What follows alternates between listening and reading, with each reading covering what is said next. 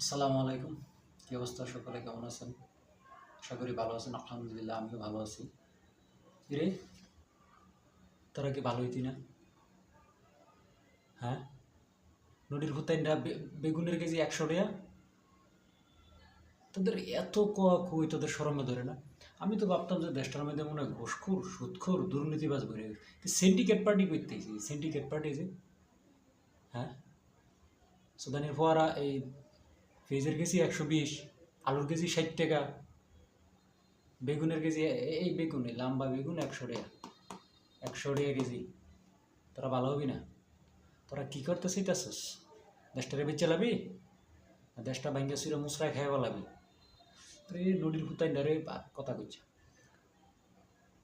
খুব গরিব মানুষ, খুব যন্ত্রণায় আছে।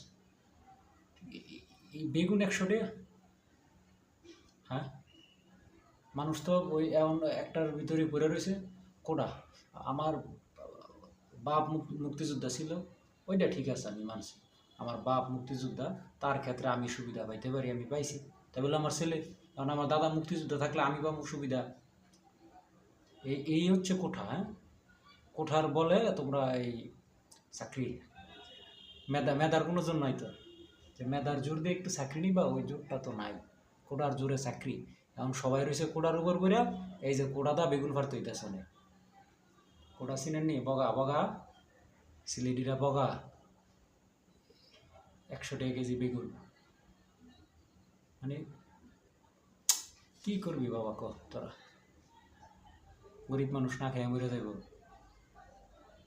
জিনিসটা ভালো হবে? 100 টাকা কেজি বেগুন, ওই 60-70 টাকা কেজি চাল, টমেটোর ইয়ার বালা কথা, কাঁচামরিচ 340 টাকা কেজি কাঁচামরিচ। কাঁচামরিচ দাম দেখে ধরিয়ে নেই। এক পা বেগুন আনছি 25 টাকা। শুটকি, মলঙ্গা শুটকি আনছি 20 টাকার, এই যে এতটুকু এক তরকারি হয় না। তো তোরা কি করতে চাইতেছিস ভাই, আমার একটু বল। এই সিন্ডিকেট সুদানির ফোয়া গেলে গিয়ে মনে করছে এই দেশে থাকা যাবে না। আবার আবার ঢুকতেছে ট্রেন, ও ট্রেনে করে ফালায় যাবো। কন্ট্রোভার্সির তো কোনো শেষ নাই, একটার পর একটা এই হইতেছি। আসলে শোনার মতন কেউ নাই তো, এই হচ্ছে সমস্যা। যে আমরা একজনই আছে, একজনের কাছে বিচার দিতে পারবো, উপরওয়ালার কাছে। তাছাড়া আর কারো কাছে বলার কিছু নাই। মানে বাজারে গিয়ে আমি অবাক হতবাক যে মানুষ কি খাবে। তোমরা 100 টাকা কেজি বেগুন, বেগুন বেগুন আমার ভুটকিরা দে, আর নয় তখন পিছন দানিয়া থিয়া দে বেগুন, এই বেগুন পিছন দানিয়া থিয়া দে। হারাম খোর গেলি, যন্ত্রণায় দিয়ে তো শেষ করে লাইছস। হারাম খাইতে খাইতে তো বুড়িটা তো এই বড় বানাইছস। একটু হালাল খা, মানুষের তো খাইতে দে। নিজে তো হারাম খাইয়ে বুড়ি বানাইছস, শরীরে লড়তে পারস না। নিজে তো শেষ, আমগরও শেষ করে দিবি। শালা সুদখোর, ঘুষখোর, হারামখোর, দুর্নীতিবাজ, বেইমান, চোর, বাটপার, সিটারে বেড়ে গেছে দেশটা। তারা দেশটা প্যাকেট করে বেচালা।